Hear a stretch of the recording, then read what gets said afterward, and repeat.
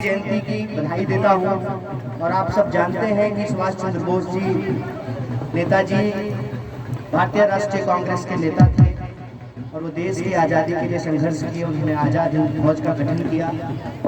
जो आज़ादी हम लोगों को बड़ी मुश्किल से मिली है, उस आज़ादी को हर हाल में हमको बचा करके रखना है।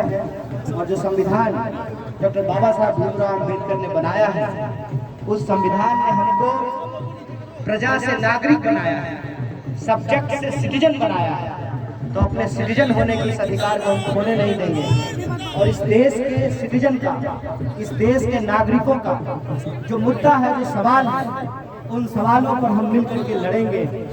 और वो सवाल है कि आज लोग महंगाई से त्रस्त हैं, आज नौजवान बेकारी से परेशान हैं। अगर हम जम्मू कश्मीर की बात कर लें तो जिस तरीके से लोगों के जमीन के अधिकार छीने जा रहे हैं, जिस तरीके से क्वेश्चन पेपर लीक हो रहा है, सीटें बेची जा रही हैं, जिस तरीके से यहाँ के लोगों को अपने ही राज्य में एक जगह से दूसरे जगह जाने में, आप देखोगे, आप कठुआ से चलो, सांबा, जम्मू होते हुए उधमपुर जाओ, हर जिले में आपसे टोल वसूल रहे हैं, हमसे टैक्स ले रहे हैं, लेकिन हमको बदले में क्या दे रहे हैं? गृह मंत्री का बेटा बीसीसीआई का सेक्रेटरी बनेगा, तो क्या हमारे बच्चों को नौकरी नहीं मिलनी चाहिए?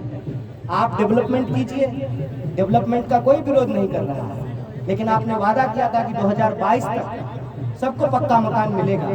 और सड़क को चौड़ा करने के नाम पे आपने 300 घरों को तोड़ दिया है, उनको मुआवजा नहीं दे रहे। ये जो मुद्दे हैं, ये मुद्दे सिर्फ इस राज्य का मुद्दा नहीं है, देश का मुद्दा है। जिस तरीके से टारगेट किलिंग की जा रही है, ये अंग्रेजों की चाल है।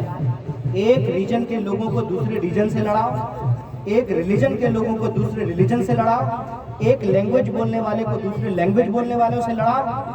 अंग्रेजों ने एक बार हमारे साथ ऐसा किया था। ये फूट डालो राज करो की नीति है।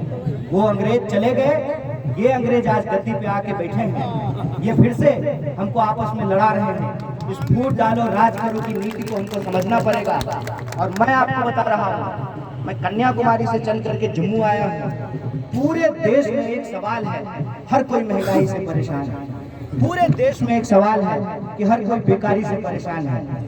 अगर हमारे मुद्दे एक हैं, हमारी समस्याएं एक हैं, तो हमको कश्मीर से लेकर के कन्याकुमारी तक एकजुट होकर के इसके खिलाफ लड़ना पड़ेगा।